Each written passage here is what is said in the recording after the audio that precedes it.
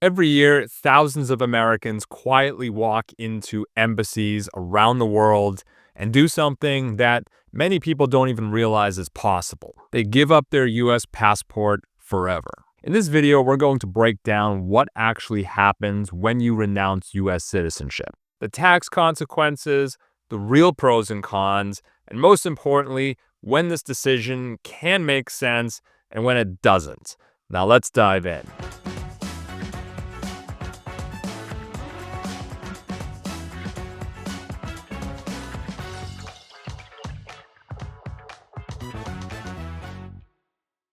Let's start with the motivation. Why in the world would anyone want to give up their US citizenship when so many people around the world are clamoring to have it? Well, as our regular viewers know by now, the United States is the only major country in the world that taxes its citizens based on citizenship instead of residency. That means no matter if you live in Paris, Singapore, Mexico City, the IRS still expects a tax return every year.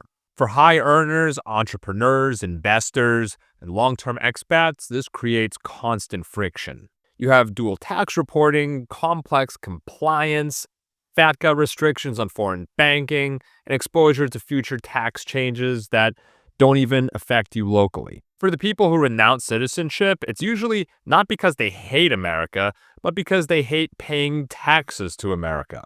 But renouncing your citizenship is more than just about the money. It also affects travel, business access, estate planning, and your legal relationship with the United States. Before you renounce, keep in mind that this is not an easy or cheap process. First, you must appear in person at a U.S. consulate or embassy outside the United States. You must sign multiple legal documents acknowledging the consequences. And you also have to pay a $2,350 renunciation fee, which is the highest in the world. Now remember that the consular officer has to be satisfied that your renunciation is genuine. If you say it's for tax purposes, they could in theory deny your request.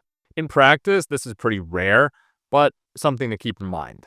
Once finalized, your US passport is canceled. From that moment on, you are no longer a US citizen, and instead you are now a foreign national for US immigration and tax purposes. But before you say goodbye forever, there's one last tax you have to pay, the exit tax. Now, not everyone who renounces has to pay the exit tax. It only applies to people classified as covered expatriates. You are generally considered a covered expat if your net worth exceeds $2 million, your income exceeds a certain U.S. government set threshold, or you fail to certify 5 years of tax compliance. Now, if you qualify as a covered expat, the IRS treats you as if you sold all your worldwide assets the day before you renounce. This mark-to-market tax means that all unrealized gains on stocks, businesses, real estate, crypto, and other investments become taxable immediately, even if you have never sold them and don't intend to sell them. Certain assets like retirement accounts and deferred compensation are treated differently and often less favorably.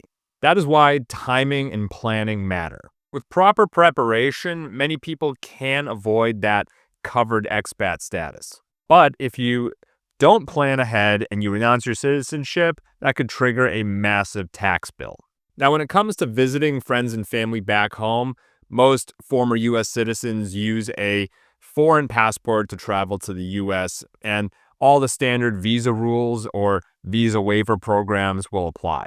But keep in mind that you no longer have a right to enter the U.S. You're treated just like any other foreigner, and you may also lose the ability to live or work in the U.S. without immigration approval.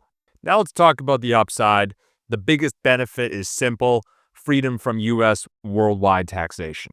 No more IRS, no more FATCA restrictions, no more exposure to any future U.S. tax changes. For entrepreneurs or investors or digital nomads, this can sometimes greatly simplify global financial life. It also reduces long-term compliance risk and accounting costs. Renouncing tends to make the most sense for people who already have a strong passport from another country.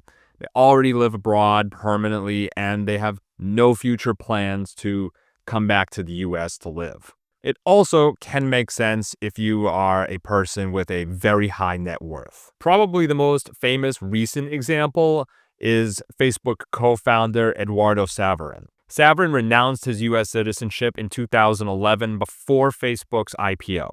At the time, his net worth was in the billions, so he ended up moving to Singapore and reportedly paid a large exit tax, but since then he has avoided US taxation on his remaining Facebook shares. Now, renouncing usually does not make sense for people with strong US family ties or business operations in America, or people who are uncertain about their future residency plans. At the end of the day, renouncing US citizenship is basically a cost-benefit analysis. For a small group of globally mobile individuals, it can be a rational financial decision. But for most Americans, it's unnecessary and really irreversible overkill. If you're even considering this, you should start planning years in advance with qualified tax and immigration professionals.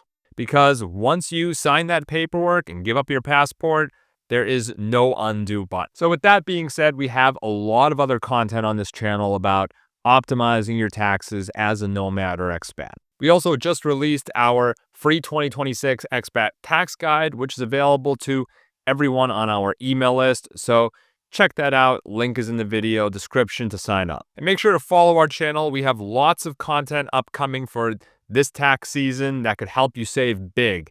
So follow and stay tuned and hit that like button. Thanks for watching, and we'll see you in the next video.